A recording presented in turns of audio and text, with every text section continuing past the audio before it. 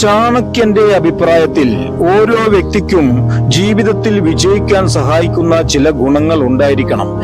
എന്നിരുന്നാലും ഇന്നത്തെ കാലത്ത് ആളുകൾ നല്ല ഗുണങ്ങൾക്ക് പകരം കൂടുതൽ മോശം ശീലങ്ങളാണ് സ്വീകരിക്കുന്നത്. നല്ല ചില ശീലങ്ങൾ നിങ്ങൾ പാലിക്കുന്നതിലൂടെ ലക്ഷ്മി ദേവി എപ്പോഴും നിങ്ങളുടെ വീട്ടിൽ തന്നെ വസിക്കുന്നു. നിങ്ങളുടെ ജീവിതത്തിൽ സന്തോഷവും ഐശ്വര്യവും കളിയാടും. ചാണക്യനീതിയിൽ പറയുന്ന അത്തരം ചില ശീലങ്ങൾ ഇതാ.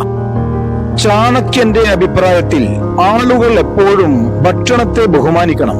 അത്തരമൊരു വീട്ടിൽ പണത്തിന് ഒരു കുറവും ഉണ്ടാകുകയില്ല എന്ന് ചാണക്യൻ പറയുന്നു.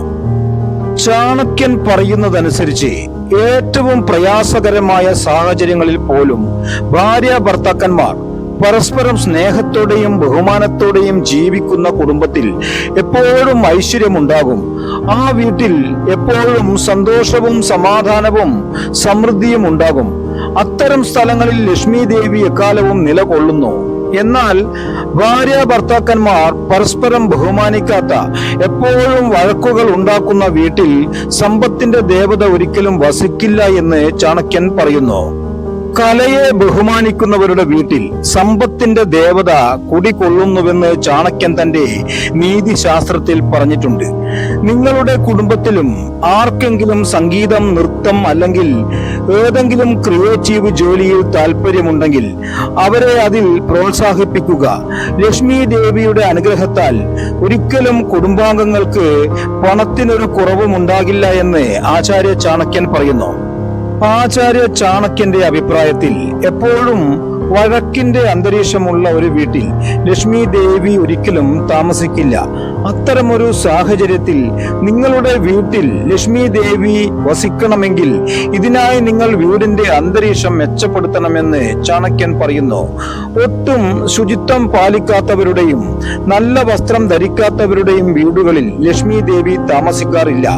കാരണം ലക്ഷ്മി ദേവിക്ക് വൃത്തിയുള്ള സ്ഥലങ്ങളിൽ മാത്രം വസിക്കാനാണ് ഇഷ്ടം. അതിനാൽ നിങ്ങളുടെ വീടിന്റെ വൃത്തിയും വ്യക്തിഗത ശുചിത്വവും ശ്രദ്ധിക്കണമെന്നും ആചാര്യ ചാണക്യൻ പറയുന്നു. മുതിർന്നവരെ ബഹുമാനിക്കുന്ന ഭവനത്തിൽ ലക്ഷ്മി ദേവി വസിക്കുന്നുവെന്ന് ആചാര്യ ചാണക്യൻ പറഞ്ഞിട്ടുണ്ട്. സമ്പത്തിന്റെ ദേവത അത്തരം ഭവനത്തിലെത്തുന്നു.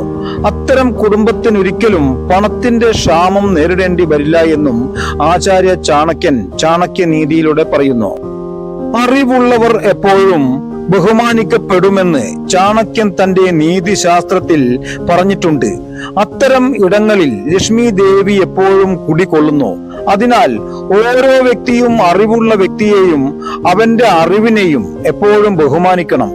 അറിവുള്ള ഒരു വ്യക്തി എപ്പോഴും ശരിയായ പാത പിന്തുടരാൻ മറ്റുള്ളവരെ പ്രേരിപ്പിക്കുന്നുവെന്നും ചാണക്യൻ പറയുന്നു.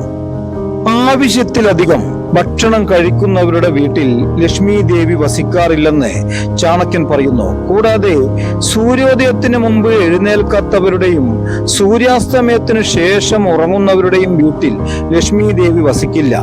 ഇവർക്ക് സാമ്പത്തിക പ്രശ്നങ്ങൾ നേരിടേണ്ടി വരുമെന്നും ചാണക്യനീതിയിൽ പറയുന്നു.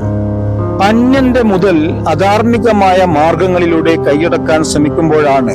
മുതൽ എന്ന് പറയുമ്പോൾ പണം എന്ന് മാത്രമല്ല ഉദ്ദേശിക്കുന്നത്. അന്യന്റെ ഭൂമി, സ്ഥാപനം, അധികാരം, സ്ഥാനമാനങ്ങൾ, അന്യന്റെ കളത്രപുത്രാദികൾ എന്നിവയെല്ലാം അന്യന്റെ മുതൽ എന്ന നിർവചനത്തിൽ ഉൾപ്പെടുന്നു. അന്യന്റെ മുതൽ അപഹരിക്കുന്നവർക്ക് ലക്ഷ്മി ദേവിയുടെ അപ്രീതി നേരിടേണ്ടി വരുമെന്നും ചാണക്യൻ പറയുന്നു. ദുഷ്ടന്മാരുടെ ധനം ദുഷ്ടന്മാർ തന്നെയാണ് ഭുജിക്കുന്നത്. കാരണം ദുഷ്ടമാർഗത്തിൽ സമ്പാദിക്കുന്ന ധനം രോഗം, മോക്ഷണം, ശിക്ഷ എന്നിവയിൽ കൂടി നഷ്ടമാകുമെന്നും ചാണക്യൻ പറയുന്നു. ക്ഷമയുള്ളവൻ കാത്തിരുന്ന് എല്ലാം നേടിയെടുക്കും. സഹനശക്തി ഇല്ലാത്തവന് ഒന്നിലും വിജയം കണ്ടെത്താനാവില്ല. അക്ഷമയോടെ ഇടപെട്ട് അവൻ പരാജയം ഏറ്റുവാങ്ങുന്നു.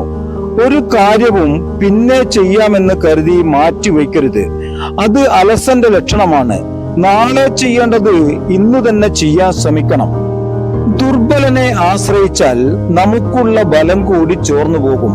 അതുകൊണ്ട് ബലവാന്മാരുമായി ഒത്തുചേർന്ന് ബലം നേടുക. അലസന് ലഭിച്ചതും രക്ഷിക്കാൻ കഴിയുകയില്ല. പൈതൃകമായോ ഭാഗ്യം കൊണ്ടോ ലഭിച്ചതിനെ നിലനിർത്തണമെങ്കിൽ പോലും ആലസ്യം മറന്ന് ഉത്സാഹവും പ്രയത്നവും കൂടിയേ കഴിയുമെന്നും ചാണക്യൻ പറയുന്നു. നിങ്ങൾക്ക് ഈ വീഡിയോ ഉപകാരപ്രദമായെങ്കിൽ ഇപ്പോൾ തന്നെ സബ്സ്ക്രൈബ് ചെയ്യുക.